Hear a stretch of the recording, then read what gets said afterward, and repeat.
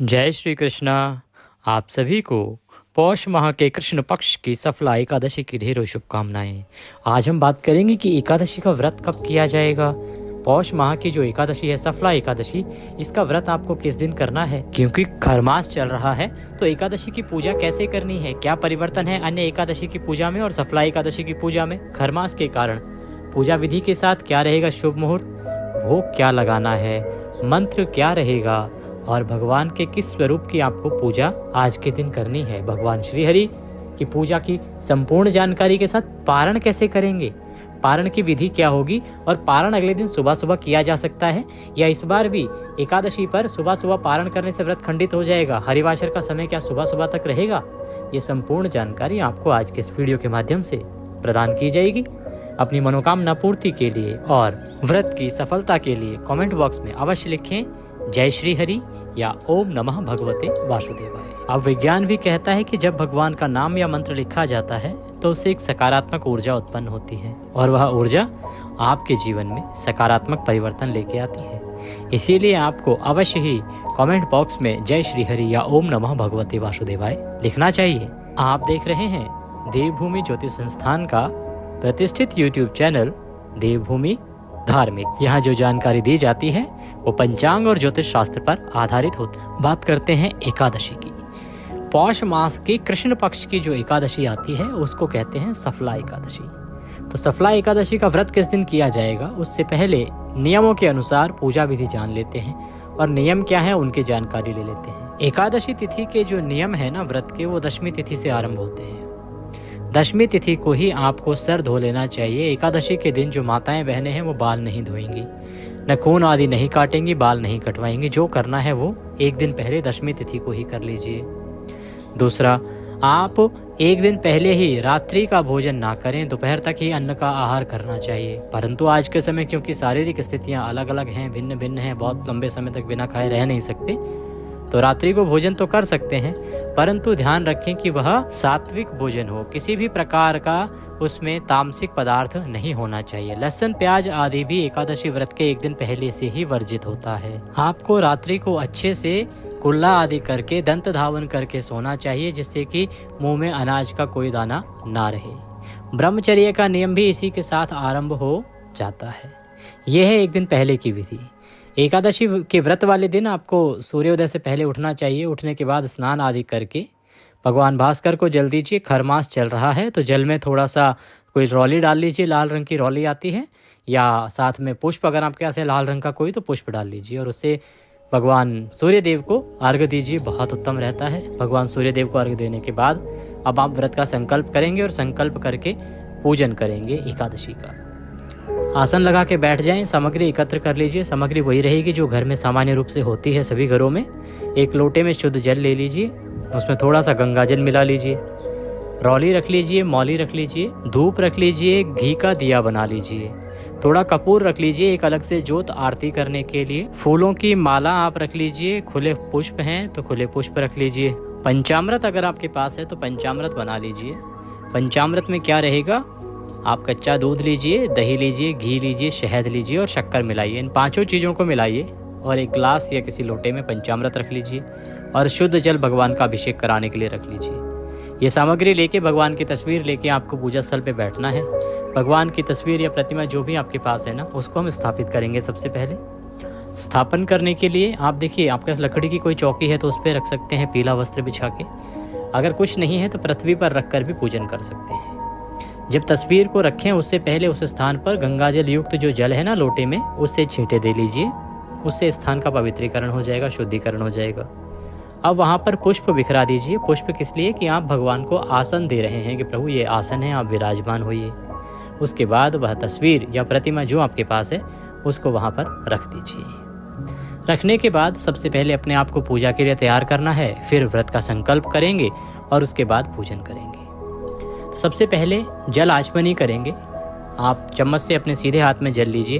बोले ओम केशवाय नमः, ओम माधवाय नमः, ओम नारायणाय नमो नमः। इस प्रकार से 3 बार जल लीजिए अपने सीधे हाथ में, एक एक चम्मच, और वह पी जाइए।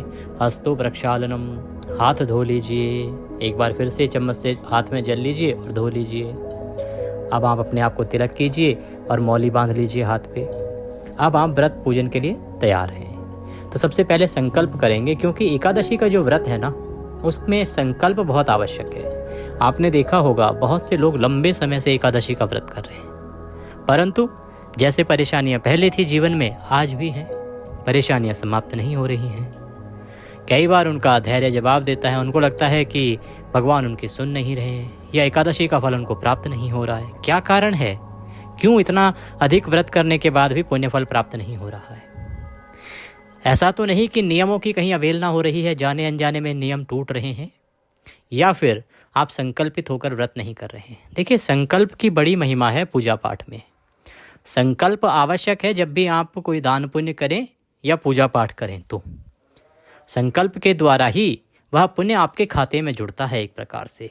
क्योंकि संकल्प में ही तो आप बोलते हैं कि आप कौन हैं, क्या नाम है, कहाँ बैठ के आप यह संकल्प कर रहे हैं, किसको साक्षी मान के संकल्प कर रहे हैं और किस उद्देश्य की पूर्ति के लिए ये सब कर रहे हैं। इसलिए संकल्प आवश्यक है। तो संकल्प करने के लिए अपने सीधे हाथ में जल लीजिए, 1 रुपये का सिक्का दक्षिणा के रूप में कम से कम रखिए और 3 बार बोलिए ओम श्री विष्णु, ओम श्री विष्णु, ओम श्री विष्णु। अपना नाम, अपना गोत्र, जिस स्थान पर बैठकर आप संकल्प कर रहे हैं ना, वहाँ का मकान नंबर, क्षेत्र का नाम, शहर का नाम। पौष मासे कृष्ण पक्षे सफला एकादश्याम पुण्यतिथि अमुक वासरे अमुक कार्य सिद्ध्यर्थाय व्रत पूजनम संकल्पम संकरिष्ये। कि प्रभु, आज के दिन हम इस कार्य की सिद्धि के लिए, इस उद्देश्य की पूर्ति के लिए एकादशी का व्रत व पूजन करने का संकल्प करते हैं। इसको हम सफलतापूर्वक कर पाएँ, इतनी हमें शक्ति दीजिए और इसे स्वीकार कीजिए और वह संकल्प भगवान के चरणों में अर्पित कर दीजिए। संकल्प होने के बाद अब आप पूजन करेंगे, पंचोपचार से पूजन करेंगे। आपके पास प्रतिमा है तो हमने पंचामृत बनवाया है, आप इनका अभिषेक कीजिए, बहुत उत्तम रहता है। पंचामृत से अभिषेक कैसे होगा? भगवान की जो प्रतिमा है, भगवान श्री हरि विष्णु की, उसको एक पात्र में रखिए, बड़े पात्र में, और दूसरे पात्र जिसमें आपने पंचामृत बनाया है उससे आप अभिषेक कराएंगे।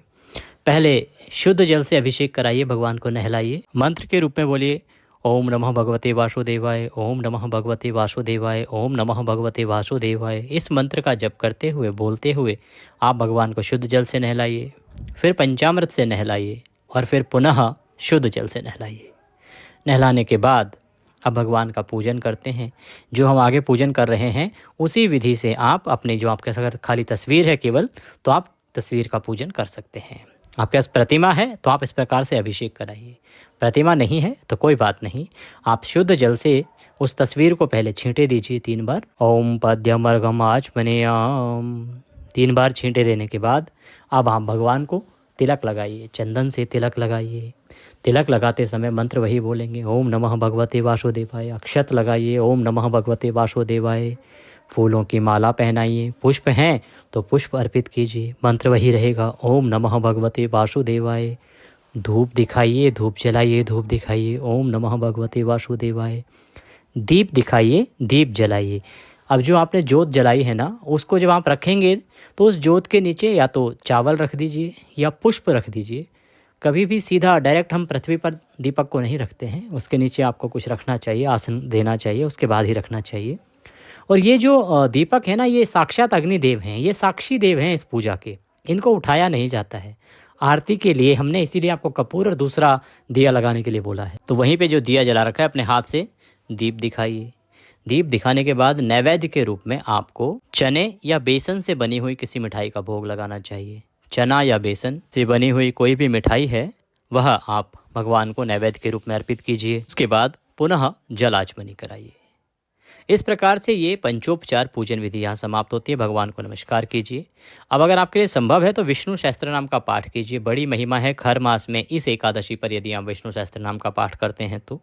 वैसे भी ये जो महीना होता है ना, ये भगवान श्री हरि की भक्ति के लिए बहुत ही पवित्र माना जाता है। अगर आपके पास समय नहीं है तो कथा आपको अवश्य ही पढ़नी या सुननी चाहिए। एकादशी के व्रत में कथा की बड़ी महिमा है, इसीलिए यदि कथा आपके पास है तो आप पढ़िए, नहीं है तो आपके इसी चैनल देवभूमि पर प्रत्येक एकादशी की कथा का वीडियो अपलोड किया जाता है, तो वह कथा आप अवश्य सुनिएगा। और कथा भी ऑथेंटिक कथा ही आपको सुननी चाहिए। बहुत सारी कथाएं आजकल यूट्यूब के समय में चल रही हैं, इसीलिए जो ऑथेंटिक कथा है, सही कथा है, पुराणों में जिसका वर्णन है, जो भगवान श्री कृष्ण द्वारा महाराज युधिष्ठिर को सुनाई जाती है, वही कथा आपको सुननी चाहिए। अगर चैनल को सब्सक्राइब नहीं किया है तो सब्सक्राइब कर लीजिए, जिससे कि आपको सही जानकारी के साथ सही कथा मिल सके और आप उस कथा का श्रवण करके लाभ ले सकें, व्रत को पूर्ण कर सकें। कथा सुनिए, कथा सुन के भगवान की आरती कीजिए, भगवान को दंडवत प्रणाम कीजिए। अब नियमों का पालन करते हुए दैनिक कार्यों को कीजिए। आपको कार्यालय जाना है, रोजगार के लिए जाना है, जॉब पे जाना है, ऑफिस जाना है, जहाँ भी जाना है अपने काम कीजिए, पर कुछ नियमों का ध्यान रखिएगा। नियम क्या? सबसे पहले तो शालीनता का ध्यान रखिए, शुद्धता का ध्यान रखिए, सात्विकता का ध्यान रखिए। किसी पे क्रोध मत कीजिए, किसी के साथ अभद्र व्यवहार मत कीजिए, अपशब्दों का प्रयोग मत कीजिए, किसी की हानि मत कीजिए, किसी के दिल को मत दुखाइए, किसी से ईर्ष्या मत कीजिए और किसी के प्रति द्वेष की भावना मन में ना लाएं। शालीनता के साथ दिन को व्यतीत करें, भगवान की भक्ति करते हुए, भगवान के चरणों में मन को लगाते हुए। सायंकाल को यदि संभव है तो कीर्तन करें, क्योंकि भगवान श्रीहरि के व्रत में उनकी संकीर्तन की बड़ी महिमा है। जो कोई भक्त भगवान का कीर्तन करते हैं ना, उन्हें अथाह पुण्य की प्राप्ति होती है। भगवान श्रीहरि का लिए किया जाने वाला कीर्तन भगवान श्रीहरि को बहुत प्रसन्नता देता है और भगवान की प्रसन्नता से आपके सभी दुख दूर होते हैं। कथा में वर्णन आता है कि भगवान जब भी अपना कीर्तन होते देखते हैं तो बहुत प्रसन्न होते हैं। इसीलिए संभव है तो कीर्तन कीजिए, रात्रि को संभव हो तो जागरण कीजिए और संभव हो तो पृथ्वी पर शयन कीजिए, परंतु ब्रह्मचर्य का पालन अवश्य कीजिए। ये वो नियम है जिसको छोड़ना नहीं है। ब्रह्मचर्य का पालन आपको करना है। दशमी तिथि से आपने आरंभ किया है ब्रह्मचर्य। एकादशी का व्रत जिस दिन आप कर रहे हैं ना, उस दिन आपको ब्रह्मचर्य का पालन पूरा करना है। और साथ ही अगले दिन जब आप व्रत का पारण करेंगे ना, पारण तक आपको इसका जो नियम है उसका पालन करना है। आप छोड़ नहीं सकते हैं किसी भी प्रकार से, आपको पूर्ण रूप से ब्रह्मचर्य का पालन करना है। बहुत से लोग सवाल करते हैं, जी हम शादीशुदा हैं, दाम्पत्य जीवन में भी क्या ब्रह्मचर्य का पालन करना होगा क्या? बिल्कुल सही बात है, करना ही पड़ेगा। एकादशी का व्रत जितना अधिक फल देता है ना, उतने ही कठिन इसके नियम भी हैं। नियमों की अगर अवहेलना करेंगे तो दुख कभी दूर नहीं होंगे। पुण्य की जगह आपको पाप का भागीदार भी बना सकता है यदि आप जानबूझ के इस प्रकार के नियमों का उल्लंघन करते हैं तो। इसीलिए ब्रह्मचर्य बड़ा नियम है और इसका विशेष रूप से सभी को ध्यान रखना चाहिए। ब्रह्मचर्य का पालन करते हुए दिन को व्यतीत कीजिए। अगले दिन जब आप पारण करेंगे तो पारण के लिए आपको सुबह सूर्योदय से पहले उठ जाना चाहिए। उठने के बाद स्नान आदि करके जहां आपने एकादशी की पूजन की थी वहीं पे पुनः बैठ जाएं, सामग्री वही रहेगी। लोटे में पुनः शुद्ध जल भर लीजिए। कल का जो जल है ना, वो पूजा के बाद आपने चढ़ा देना है, या तो तुलसी को दे सकते हैं या किसी अन्य पौधे को दे सकते हैं। तुलसी को भी दे सकते हैं क्योंकि ये भगवान श्रीहरि की पूजा का जल है और श्रीहरि की पूजा का जल तुलसी माता को चढ़ाया जा सकता है। शुद्ध जल भर लीजिए, गंगा जल उसमें मिला लीजिए, सामग्री वही रहेगी जो कल थी। अब आप आज पारण के दिन पूजन करेंगे। पूजन में सबसे पहले भगवान को 3 बार जल के छींटे दीजिए, भगवान को तिलक कीजिए, तिलक करके अक्षत लगाइए, फूलों की माला पहनाइए, फूलों की माला पहना के पुष्प अर्पित कीजिए। ओम नमः भगवते वासुदेवाय मंत्र का जाप करते जाइए। धूप दिखाइए भगवान को, घी का दिया जलाइए, दीप दिखाइए। दीप दिखाने के बाद अब आप नैवेद्य के रूप में आप वही जो हमने आपको मिष्ठान बताया था, चने या बेसन से बनी हुई किसी मिठाई का भोग लगाना है, नैवेद्य के रूप में अर्पित कीजिए और जलाचमनी कराइए। जलाचमनी कराने के बाद अब आपको भगवान को पारण का भोग लगाना है। पारण का भोग जब आप लगाएंगे तो देखिए, पारण के दिन जो भोग लगता है ना, वो आप पीले चावल का भोग लगा सकते हैं। ये किसी भी एकादशी के लिए उपयुक्त होता है। पीले चावल ना बना सकें तो आप फल का भोग भी लगा सकते हैं, या जो भी आपके पास शुद्ध शाकाहारी सात्विक भोजन बन रहा है घर में, उसका आप भोग लगा सकते हैं। अगर हम सफला एकादशी के भोग की बात करें तो वह भोग होगा चने से बनी हुई किसी भी मिठाई का। चने या फिर बेसन से बनी हुई कोई मिठाई लीजिए और उसका भगवान को पारण के लिए भोग लगाएंगे। भोग की थाली जब सजाएंगे ना, उसमें तुलसी का पत्ता अवश्य रखिएगा। बिना तुलसी के भगवान श्रीहरि भोग स्वीकार नहीं करते हैं। तो थाली सजाइए, भगवान के सामने प्रेम पूर्वक रखिए, प्रेम से भगवान से निवेदन कीजिए भोग लगाने के लिए। भगवान प्रेम के भूखे हैं, वो दौड़े चले आएंगे, भोग लगाएंगे। भोग लगाने के बाद जलाचमनी करा दीजिए। जलाचमनी कराने के बाद अब पूजा का अंतिम पड़ाव आता है, जो सबसे महत्वपूर्ण पड़ाव भी होता है, वो होता है पुष्पांजलि। पुष्पांजलि अर्पित करने के लिए सबसे पहले अपने हाथों में पुष्प लीजिए, हाथ जोड़ के नमस्कार करते हुए खड़े हो जाइए। भगवान से निवेदन कीजिए। हम मंत्र बोलते हैं, मावाहनम न जानामि विसर्जनम पूजम जैवम न जानामि क्षम्यताम परमेश्वरः। हे प्रभु, न हम आपका आवाहन जानते हैं, न पूजन जानते हैं, न विसर्जन जानते हैं। अज्ञानी जीव हैं, जैसी बन पड़ी है वैसी सेवा आपके श्री चरणों की है। भगवान, इस सेवा में कोई गलती, कोई त्रुटि, कोई भूल हमसे हो गई हो तो उसे क्षमा करें। हम अज्ञानी जीव हैं, आप दया सिंधु हैं। प्रभु, हमारी जाने अनजाने की गलतियों को क्षमा करते हुए हमारी झोली में दया का आशीर्वाद प्रदान कीजिए। इसके निमित्त आपको अर्पित करने के लिए हमारे पास कुछ भी नहीं है। तन मन धन सब कुछ आप ही का है। हमारे पास क्या है? मालती मलका जाति सत्पत्रांत संयुक्तम पुष्पांजलि मया दत्ताम ग्रहणाम परमेश्वर। प्रभु, यह पत्र पुष्प की भेंट है, इसे स्वीकार कीजिए और वह पुष्प भगवान के चरणों में अर्पित कर दीजिए। भगवान को नमस्कार कीजिए, दंडवत प्रणाम कीजिए। इसके बाद आपको किसी ब्राह्मण को भोजन कराना चाहिए। ब्राह्मण को भोजन ना करा सकें तो दान दक्षिणा आपको अवश्य देनी चाहिए। कुछ भी आप दान दे दीजिए, दूध के पैकेट मंगवाइए और कुछ भोजन की सामग्री मंगवाइए, उसके साथ दक्षिणा रख के दे दीजिए। ब्राह्मण को दान देने के बाद ही आपको पारण करना चाहिए और जो दान दक्षिणा आदि है वो दी जानी चाहिए योग्य ब्राह्मण को। योग्य ब्राह्मण कौन? जो कर्म कांड करता है। क्यों? क्योंकि जब आप उसको कोई सामग्री दान देते हैं तो उसका पुण्य आपको मिलता है। लेकिन यदि कोई कर्मकांडी ब्राह्मण नहीं है, वह पूजा पाठ ही नहीं करता है, तो उसके पास तो अर्जित किया हुआ पुण्य ही नहीं है, तो आपको मिलेगा कैसे? इसीलिए कहते हैं कि ये जो दान है ये किसी योग्य ब्राह्मण को ही देना चाहिए। यदि आप सहयोग राशि या दान राशि देना चाहते हैं तो हमारे संपर्क नंबर यहाँ डिस्क्रिप्शन में दिए गए हैं। आप वहाँ पर भी पेटीएम में जिस भी किसी माध्यम से भेजना चाहें आप दान राशि भेज सकते हैं। तो दान दक्षिणा आदि देने के बाद आपको व्रत का पारण करना चाहिए। पारण के लिए जब बैठें तो पारण के लिए मंत्र रहेगा ओम नमः भगवते वासुदेवाय। मुंह में तुलसी का पत्ता रखिए और व्रत का पारण कीजिए। आप भोजन में जो खाते हैं वो सात्विक आहार आवश्यक है। जो भी घर में बने वह सात्विक आहार आप ले सकते हैं। चावल भी पारण वाले दिन खाए जा सकते हैं, कोई दोष नहीं है। एकादशी के दिन नहीं खाते हैं, द्वादशी के दिन तो भोग भी भगवान को चावल का लगता है, बहुत उत्तम होता है। अब बात आती है कि पारण कब करना है। देखिए, एकादशी का जो व्रत है ना वो होगा 26 दिसंबर को। 26 दिसंबर को सूर्य के मुख से एकादशी है, पूरे दिन रहेगी और व्रत समाप्ति से पहले द्वादशी भी आ जाएगी, तो यह द्वादशी युक्ता व्रत भी हो जाएगा और सूर्य के मुख से एकादशी भी है। तो सर्वोत्तम रहेगा कि 26 दिसंबर को व्रत कीजिए। पारण आप करेंगे 27 दिसंबर को। पारण का नियम कहता है कि पारण द्वादशी तिथि में किया जाना चाहिए, सूर्योदय के बाद किया जाना चाहिए और द्वादशी तिथि के पहले 5.5 घंटे निकल जाने चाहिए, उसके बाद करें। क्योंकि पहले 5.5 घंटे हैं हरिवासर का समय होता है और ये व्रत में ही गिना जाता है। इस हरिवासर के समय से पहले या हरिवासर के समय में पारण नहीं होना चाहिए।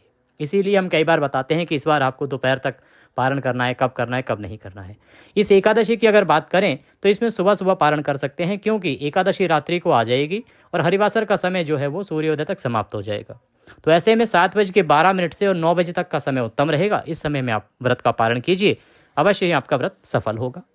व्रत की सफलता के लिए भगवान श्री हरि का आशीर्वाद प्राप्त करने के लिए अवश्य ही लिखें ओम नमः भगवते वासुदेवाय या जय श्री हरि कमेंट बॉक्स में लिखें। वीडियो अच्छा लगे तो लाइक अवश्य करें और अधिक से अधिक लोगों तक शेयर करें। चैनल पर नए हैं तो चैनल को सब्सक्राइब कर लें, जिससे कि आपको सही जानकारियाँ समय से प्राप्त होती रहें। आप देख रहे थे देवभूमि ज्योतिष संस्थान का यूट्यूब चैनल देवभूमि धार्मिक। जय श्री कृष्ण।